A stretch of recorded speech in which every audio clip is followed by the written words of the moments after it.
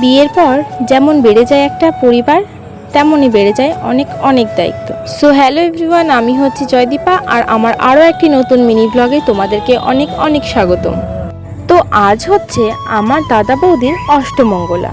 তো সকাল সকাল ঘুম থেকে উঠে দেখি এদিকে শুরু হয়ে গেছে ওদের অষ্টমঙ্গলার পূজা, আর সবাই এখানে আলতাফ সিঁদুর পড়ছিল, তাই আমিও একটু পরে নিলাম। আর ওই যে দেখো দাঁড়িয়ে আছে, ওরাই হচ্ছে আমার দাদা বৌদি, আর মাঝেরটা হচ্ছে আমার মামি।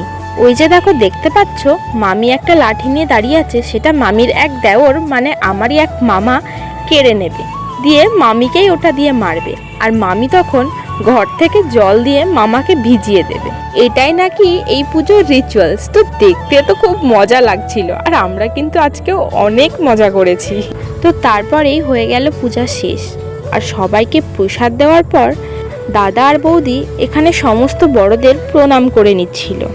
আর গল্পে আমরা এদিকে এতটাই টয়ে হয়ে গিয়েছিলাম যে আমি যে ডেলি ব্লগ করছি সেই কথা আমি ভুলেই গিয়েছিলাম, তাই মাঝে খাওয়া দাওয়া গল্প করা এর কোনো ক্লিপই আমি নিতে পারিনি। সব শেষ হয়ে যাওয়ার পর মনে হলো আরে আমি তো ভিডিও ক্লিপ নিতেই ভুলে গেছি। তো তারপরে আজকেই চলে আসতে হতো আমাদের বাড়ি, তাই একটু আমরা এখানে খাওয়া দাওয়া করে আমাদের সমস্ত ব্যাগপত্র সব কিছু গুছিয়ে নিলাম।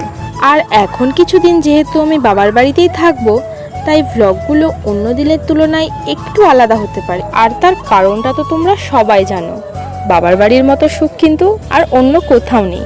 তো তারপর এদিকে আমরা রেডি হয়ে সবাই বেরিয়ে পড়েছিলাম। তো আমরা মাসিরা সবাই আজকে বাড়ি চলে আসলাম। আর আজ রাস্তায় যেহেতু প্রচণ্ডই জ্যাম ছিল, তাই আসতে কিন্তু আমাদের প্রচুরই লেট হয়ে গিয়েছিল।